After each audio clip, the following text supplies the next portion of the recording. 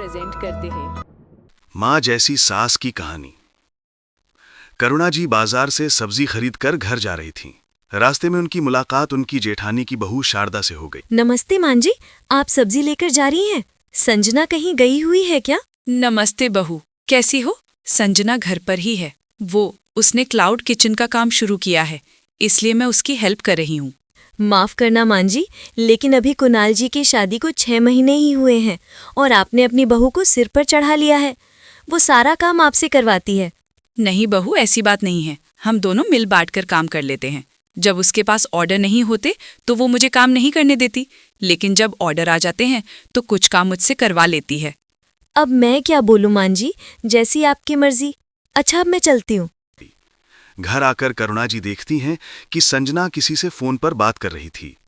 वो बात खत्म करके करुणा जी के पास आई। मम्मी जी, आप आ गईं? काफी थक गई होंगी। बताइए क्या लेंगी? कुछ ठंडा ले आऊं या चाय बना दूं? माफ करना, मैं आपसे काम नहीं करवाना चाहती, लेकिन कभी कभी इतने ऑर्डर आ जाते हैं कि अकेले संभालना मुश्किल हो जाता है। मैं सब समझती हूँ। वैसे भी सब्जी खरीदना, मार्केट जाना, घर आ सामान लाना, ये सब काम तो मैं बहुत सालों से कर रही हूँ। परेशानी किससे? तू बस अपने काम पर फोकस कर। जा, एक कप चाय बना ला। दूसरी ओर शारदा अपने घर पहुंचती है और अपनी सास रश्मि जी को सारी बात बताती है। मैं तो पहले ही जानती थी। मैंने तो शादी में ही कह दिया था कि बहू के लक्षण सही नहीं है। देखा नहीं था स्टेज पर कैसे अपने दूल्हे से हंस हंस कर बात कर रही थी। मेरी देवरानी सीधी है तो उसे नौकरानी बनाकर रख दिया है। खैर, हमें क्या, वो जाने अपने घर की। लेकिन तू ये मत समझियो कि मैं तुझे भी इतनी छूट दे दूंगी। नहीं नहीं मां जी, मैं तो बस आपको इसलिए बता रही थी कि मुझे चाची जी को देख के तरस आ रहा था। एक दिन करुणा जी खाना खाने के बाद दोपहर को आराम कर रही थीं। शाम के समय डोरबेल बजी। संजना ने गेट खोला तो सामने अविनाश जी खड़े थे। वे अंदर आकर बैठे। तभी करुणा जी बाहर आईं और बोलीं, आज आप बहुत जल्दी आ गए। संजना, अपने ससुर जी के लिए चाय बना ला। रहने दो, चाय नहीं चाहिए। आज भाई साहब से मिलने गया था, उनकी तबीयत थोड़ी खराब थी। राकेश ने बताया था। क्या हो गया जेठ जी को? मुझे भी ले चलते साथ में। नहीं, ऐसा कुछ खास नहीं था, बस थोड़ा सा बीपी बढ़ गया था। राकेश ने आया अभी तक? राकेश आज देर से आएगा। अविनाश जी फ्रेश होकर अपने कमरे में बैठे थे। करुणा, आज भाभी कह रही थी कि तुमने अपने बहू को सिर पर चढ़ा लिया है। घर का सारा काम करुणा से करवाती है।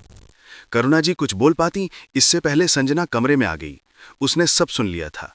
उसने खाने की थाली रखते हुए कहा, पापा जी, मुझे माफ कर दीजिए।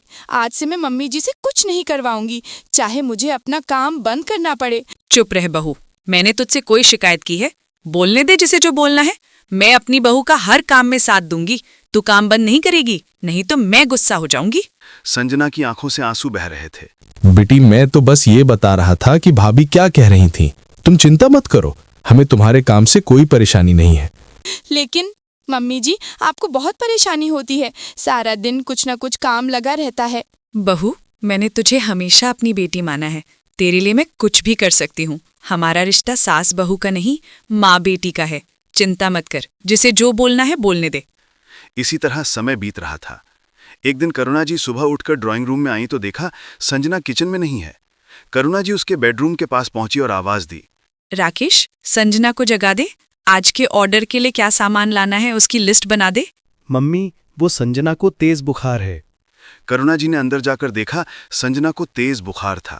मम्मी जी, मैं बस अभी गोली खाकर आती हूँ। किचन में देखूंगी क्या सामान है क्या नहीं।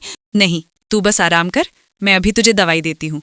आज तो कुछ नहीं करेगी। नहीं मम्मी जी, अगर ऑर्डर टाइम पर पूरे नहीं हुए तो रेटिंग गिर जाएगी। मैं बस थोड़ी देर में आती हूँ। नहीं, ला अपना फोन दे, मैं देखती हूँ क्या भेजना है। संजना के मना करने पर भी करुणा जी नहीं मानी और उसका फोन लेकर ऑर्डर चेक करने लगी। फिर वो फटाफट किचन में गई और सारे ऑर्डर एक के बाद एक पूरे करने लगी। शाम तक सारा काम निपट गया। रात को करुणा जी संजना के कमरे में गई। बहू, तुझे तो अभी भी तेज बुखार है। राकेश, एक काम कर, तू अपने पाका के पास सो जा। मैं आज संजना के पास रुकूंगी। मम्मी जी, मैं ठीक हूँ। आप अपने कमरे में सो जाइए, यहाँ आपको नींद नहीं आएगी। चुप रह, बस तू आराम कर, बाकी हम पर छोड़ दे। करुणा जी रात भर संजना की देखभाल करती रहीं। सुबह तक संजना बिल्कुल ठीक हो गई थी। करुणा जी सो रही थीं। संजना आकर उनके पास बैठ गई। वो मोबाइल देख रही थी। उसकी आंखों से आंसू बह रहे थे। अरे, पता ही नहीं चला कब नींद आ गई। तू रो क्यों रही है? तू ठीक तो है? मम्मी जी मैं बिल्कुल ठीक हूँ। कल आपने 12 ऑर्डर भेज दिए, वो भी अकेले। क्या हुआ? कहीं कुछ गलत तो नहीं चला गया? किसी ने कंप्लेन तो नहीं की ना? बताना, रो क्यों रही है? मम्मी जी आपका बना खाना कस्टमर को बहुत पसंद आया। सबने अच्छी रेटिंग दी है, मुझे गोल्डन मेंबर बना दिया है। आप दिन भर खाना बनाती रहीं और रात भर मेरी देखभाल करती रहीं। हे भगवान, तूने तो डरा दिया। पागल, मैंने कहा था कि तू मेरी बहू नहीं मेरी बेटी है। क्या एक माँ अपनी बेटी के लिए इतना भी नहीं कर सकती? संजना अपनी सास से लिपट गई। दोस्तों, कहानी अच्छी लगी हो तो कमेंट बॉक्स में कमेंट जरूर करें और चैनल को सब्सक्राइब करें।